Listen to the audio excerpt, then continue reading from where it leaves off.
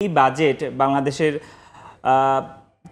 সব মিলিয়ে যতগুলো বাজেট উত্থাপিত হয়েছে তার মাঝে সবচেয়ে বড় বাজেট হতে যাচ্ছে, অর্থাৎ প্রায় 8 লাখ কোটি টাকার বাজেট কিন্তু ঘোষিত হতে যাচ্ছে, যেটি আজকে বিকেলে উত্থাপন করবেন সংসদীয় অর্থমন্ত্রী। এবং যেটি আপনাকে জানিয়ে রাখি, এটি বাংলাদেশ আওয়ামী লীগ সরকারের টানা চতুর্থ মেয়াদের প্রথম বাজেট। এবং এই বাজেটটি যেটি ঘোষণা হতে যাচ্ছে, আমরা অর্থ মন্ত্রণালয়ের সূত্রে এখন পর্যন্ত যেটি জানতে পেরেছি, 4,97,হাজার কোটি টাকার বাজেট। অর্থাৎ বাংলাদেশের অর্থনীতির জন্য সারা বছর কিভাবে একটি দেশের অর্থনীতি চলবে সেটির উপর নির্ভর করে যে বাজেট ঘোষিত হয়, সেটি কিন্তু এই অর্থ বছরের বাজেট। অর্থাৎ গত অর্থ বছরে যে বাজেটের পরিমাণ ছিল সেই বাজেট থেকে বেড়ে এই অর্থ বছরের বাজেট কিন্তু দাঁড়াচ্ছে 7,97,হাজার কোটি টাকা, যেটি গত অর্থ বছরে ছিল 7,61,785 কোটি টাকা। অর্থাৎ যেটি আমরা বলছি, গত চলতি অর্থ বছর অর্থাৎ 2023-24 অর্থ বছরে যেই বাজেটের প্রবৃদ্ধির লক্ষ্যমাত্রা ছিল 7.5%, সেটি কিন্তু এই আগামী অর্থ বছর অর্থাৎ 2024-25 অর্থ বছর সেটি কিন্তু কমে 6.75% লক্ষ্যমাত্রা নির্ধারণ করা হতে পারে। এবং আপনি জানেন নিশ্চয়ই, বর্তমান বাজারে মূল্যস্ফীতির পরিমাণ, যেটি বাংলাদেশ ব্যাংকের সর্বশেষ তথ্য অনুযায়ী 10% ঘরে চলে গেছে, সেটির নিয়ন্ত্রণে এবার সরকার কিন্তু পরিকল্পনা নির্ধারণ করেছে। যেটি আমরা দেখতে পাচ্ছি, গত অর্থ বছরে যেই মূল্যস্ফীতির পরিমাণ ছিল 6.6%, যেটি লক্ষ্যমাত্রা ছিল, সেটি এবছর কিছুটা বাড়িয়ে অর্থাৎ 6.5% নির্ধারণ করা হতে পারে। অর্থাৎ যেই সারা বছরের যে অর্থনীতির যেই চালিকা শক্তি বাজেট, সেই বাজেট বৃদ্ধির পরিমাণ কিন্তু দিন দিনই বাড়ছে এবং বাংলাদেশের অর্থনীতিকে চালিয়ে রাখার জন্য সেই বাজেটের প্রতি গুরুত্ব দেওয়া হচ্ছে। ফরহাদ, এই বিষয়টি আপনার কাছে আসবো, বাজেট বৃদ্ধির হার নিয়ে কথা বলবো। তার আগে প্রতি বাজেটে আমরা দেখে থাকি প্রতি বছর যে বেশ কিছু চ্যালেঞ্জ থেকে থাকে, যেমন মূল্যস্ফীতি কমানো। বিশেষ করে আপনি জানেন যে দ্রব্যমূল্যের একটি ঊর্ধ্বগতির বিষয় রয়েছে, জনমনে কিন্তু বেশ একটু অসন্তোষের ব্যাপার রয়েছে। পাশাপাশি আরেকটি বিষয় যে আমদানি ব্যয় কমানো, বিশেষ করে মূল্যস্ফীতি কমানো, এই বিষয়গুলো চ্যালেঞ্জ রয়েছে। এই যে আজকে যে বাজেট ঘোষণা হতে যাচ্ছে, সেই চ্যালেঞ্জগুলো কিভাবে উতরানোর পথ কিংবা কিভাবে সমস্যা সমাধানের পথ বাজেটে খোঁজা হচ্ছে, আপনি কি মনে করেন?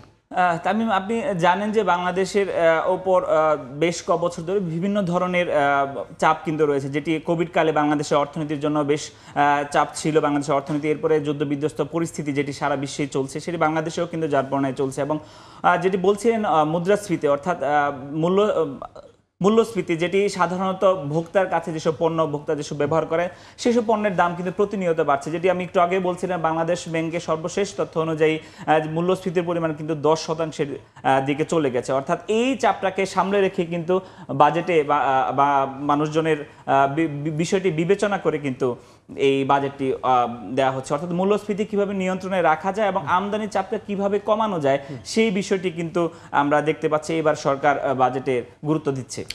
ফরহাদ, নিঃসন্দেহে জনগণের যেই সন্তোষের জায়গা বা প্রত্যাশার জায়গা, সেটি নিশ্চয়ই পূরণ হবে। ফরহাদ, আপনি জানেন যে আওয়ামী লীগ সরকারের টানা চতুর্থ মেয়াদের আজকে প্রথম বাজেট ঘোষণা হতে যাচ্ছে। আমরা দেখে থাকি যে প্রতি অর্থ বছরে কিন্তু বাজেট বৃদ্ধির হার সেটি বাড়ছে এবং বাজেটের আকার সেটিও বাড়ছে। একটু যদি আমাদেরকে বলতেন যে বাজেট বৃদ্ধির হার গত 5 বছরের তুলনায় কেমন, সেটি যদি আমাদের একটু বলতেন। তামিম, আপনি জানেন বর্তমানে অর্থাৎ আমরা যে বাজেট নিয়ে আলোচনা করছি, 2024-25 অর্থ বছরে যে বাজেট ঘোষিত হতে যাচ্ছে 7,97,হাজার কোটি টাকার বাজেট, এটি গত অর্থ বছরের তুলনায়, যদি আমরা বলি 2023-24 অর্থ বছরের তুলনায় মাত্র 4% কিন্তু বৃদ্ধি পেয়েছে। যেটি আমরা আরো কয়েক বছর আগে যদি আমরা সেই তুলনাটি করি, আমরা দেখতে পাচ্ছি যেটি 2020-21 অর্থ বছরে বাংলাদেশের বাজেটের আকার ছিল 5,68,000 কোটি টাকা এবং সেটি তার পরবর্তী অর্থ বছরে এসে দাঁড়িয়েছিল 6,03,681 কোটি টাকা। এবং তারপরের বছর আমরা যদি দেখতে পাচ্ছি যে 2022-23 অর্থ বছরে 6,78,064 কোটি টাকা এসে দাঁড়িয়েছে। অর্থাৎ প্রতি অর্থ বছরেই কিন্তু বাজেটের পরিমাণ বাড়ছে, কিন্তু সেটি জিডিপির আকারে সেটি কিন্তু আস্তে আস্তে কমের দিকে যাচ্ছে। যেটি আমরা 2020-21 অর্থ বছরে যেটি আমরা দেখতে পেয়েছি, জিডিপির জিডিপির পরিমাণে যেটি ছিল এবং সেটি 2024-25 অর্থ বছর সেটি কিন্তু আস্তে আস্তে কমে এসেছে, অর্থাৎ 15% জিডিপির মোট জিডিপির পরিমাণ থেকে সেটি এখন 2024-25 অর্থ বছরে সেটি কিন্তু 14তে এসে নেমে গেছে। দেশের 18তম অর্থমন্ত্রী হিসেবে জীবদ্দশার প্রথম বাজেট পেশ করতে যাচ্ছেন আবুল হাসান মাহমুদ আলী। দুপুরে সংসদে তিনি প্রস্তাবিত বাজেট উপস্থাপন করবেন। এই মুহূর্তে অর্থমন্ত্রীর বাসভবনের সামনে আছেন আমাদের রিপোর্টার আলতাফ হোসাইন। আমরা সরাসরি যুক্ত হব তার সঙ্গে। আলতাফ, আজ দেশের জন্য একটি বিশেষ দিন, একই সঙ্গে অর্থমন্ত্রী আবুল হাসান মাহমুদ আলী তার জন্য কিন্তু একটি বিশেষ দিন, এই জন্য যে 82 বছর বয়সী এই বর্ষিয়ান একজন কূটনীতিবিদ ছিলেন, সেই সাথে অর্থমন্ত্রীর দায়িত্ব পালন করছেন বর্তমানে। তার জন্য এটি প্রথম বাজেট এবং আজ সেই বাজেট তিনি সংসদে গিয়ে পেশ করবেন। আমি এই মুহূর্তে তার বাসভবনের সামনে আছি। সেখানে আমরা এখন পর্যন্ত জানি না যে আসলে অর্থমন্ত্রী কখন নাগাদ সংসদ ভবনে পৌঁছবেন, তবে তিনি আজকে প্রথম বাজেট যেহেতু পেশ করবেন, তার দিকে কিন্তু সাধারণ মানুষ, দেশের মানুষ কিন্তু তার দিকে দৃষ্টিপাত করে আছে যে তিনি আসলে বাজেটে কি পেশ করেন বা বাজেটে কি আমাদের জন্য বা দেশের জন্য কি রেখেছেন। বাজেটে মূলত আয় ব্যয়ের যে বিষয়টি আসবে, সেখানে আসলে অর্থমন্ত্রী এবার তার জন্য বেশ কিছু চ্যালেঞ্জ রয়েছে, যেটি আমরা জানি যে অর্থমন্ত্রী যখন এই অর্থমন্ত্রীর দায়িত্ব যখন নিয়েছেন, ঠিক সে সময় একটি চ্যালেঞ্জের মুখোমুখি অবস্থান করছিল বাংলাদেশের সার্বিক অর্থনীতি, বিশেষ করে মূল্যস্ফীতি, ডলার সংকট এবং বিশেষ করে ব্যাংকের বিভিন্ন ধরনের যেখানে অনিয়ম বা আর্থিক খাতের যে অনিয়ম, বিভিন্ন সংকট, সেই সংকটের মুহূর্তে কিন্তু অর্থমন্ত্রী আবুল হাসান মাহমুদ আলী এই দায়িত্ব নেন এবং সেই হিসেবে অর্থমন্ত্রীর জন্য এটা একটা চ্যালেঞ্জের বাজেট বটে। এবং একই সঙ্গে এতদিন এই পর্যন্ত আমরা জানতে পারছি যে আসলে এবারের বাজেটের আকার প্রায় 8 লাখ কোটি টাকা বাজেট হচ্ছে এবং সেখানে ঘাটতিও থাকছে বেশ কিছু। সেই ঘাটতি পূরণের জন্য কিন্তু দেশের অভ্যন্তরীণ এবং বৈদেশিক ঋণের একটি লক্ষ্যমাত্রাও নির্ধারণ করা হয়েছে। তো আমরা এখন পর্যন্ত জানছি যে অর্থমন্ত্রী তার বাসভবনে আছেন এবং তিনি প্রস্তুতি নিচ্ছেন বাজেট পেশ করবেন এবং সেই সাথে বাজেট উত্থাপনের জন্য অর্থমন্ত্রী বাসা থেকে বের হবে। সেই আপডেট কিন্তু আপনাদেরকে জানাবো। এই ছিল এখনকার মতো আমার কাছে থাকা সর্বশেষ খবর। সহকর্মী আলতাফ হোসাইন যুক্ত হয়েছিলেন রাজধানীর রমনা এলাকা থেকে। দর্শক, আমরা আবারও বাজেট আলোচনায় ফিরব সহকর্মী ফরহাদুর রহমানের কাছে। ফরহাদ, আবারও স্বাগত আপনাকে। ফরহাদ, আমরা বাজেট আলোচনা করছিলাম, বিভিন্ন চ্যালেঞ্জের কথা শুনছিলাম এবং আপনি জানেন যে আওয়ামী লীগের সরকারের আমলে টানা ৪র্থ মেয়াদের আজকে প্রথম বাজেট ঘোষণা হতে যাচ্ছে এবং বিশাল আকারের বাজেট ঘোষণা হতে পারে। সেটি হচ্ছে যে আমরা যদি মাথাপিছু আয়ের কথা বলি, তাহলে আপনি দেখে থাকবেন যে 2023-24 অর্থ বছর আমরা দেখতে পাচ্ছি যে ডলারের যদি হিসাব করি আমরা, তাহলে $2784 মাথাপিছু আয় এবং আমার টাকার হিসাবে যদি বলি যে 3,06,144 টাকা। সেক্ষেত্রে মাথাপিছু আয়ের, বিশেষ করে যে ডলারের সংকট বা ডলারের দাম বৃদ্ধি, আমরা দেখতে পাচ্ছি যে গত সময় ধরে গত কয়েক বছর ধরে কিন্তু ডলারের দাম বৃদ্ধি এবং ডলারের সংকট বৈশ্বিক একটি সমস্যা হয়ে দাঁড়িয়েছে। এই বিষয়ে যদি আমাদের একটু বলতেন, মাথাপিছু আয়ের যে বার্ষিক যে আয়, সেই বার্ষিক আয়ের যে ব্যাপারটা, সেটি আসলে কতটা চ্যালেঞ্জ হয়ে দাঁড়াবে।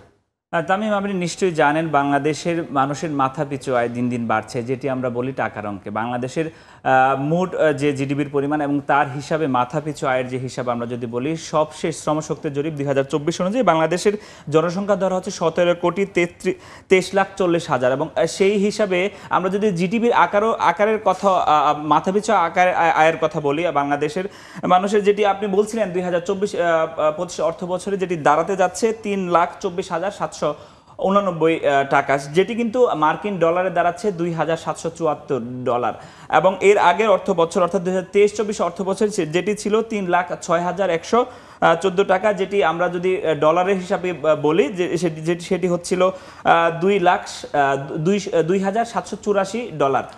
সেক্ষেত্রে সেটি কমছে আর কি ডলারের হিসাবে। সেক্ষেত্রে সেটি কমছে, সেটির কারণ হচ্ছে আমরা যদি বলি আপনাকে, ডলারের নিশ্চয় জানেন সম্প্রতি টাকার অবমূল্যায়ন হয়েছে, অর্থাৎ যেটি 110 টাকা প্রতি ডলার ছিল সেটি কিন্তু এখন 117 টাকা দাঁড়িয়েছে। অর্থাৎ সেই হিসাবে আমরা যেটি দেখতে পাচ্ছি, টাকার অঙ্কে যখন মাথাপিছু আয়টি বাড়ছে, সেটি কিন্তু ডলারের অঙ্কে গিয়ে সেটি আমাদের কমে যাচ্ছে এবং সেটি কিন্তু এর আগের অর্থ বছরের তুলনায় আস্তে আস্তে বাড়লেও এই পরিমাণ কিন্তু ধীরে ধীরে কমে যাচ্ছে। অর্থাৎ বাংলাদেশের মানুষ যে পরিমাণ আয় করেন সেটি টাকার অঙ্কে বাড়লেও মার্কিন ডলার অর্থাৎ আন্তর্জাতিক হিসাবে সেটি কিন্তু কমে আসছে।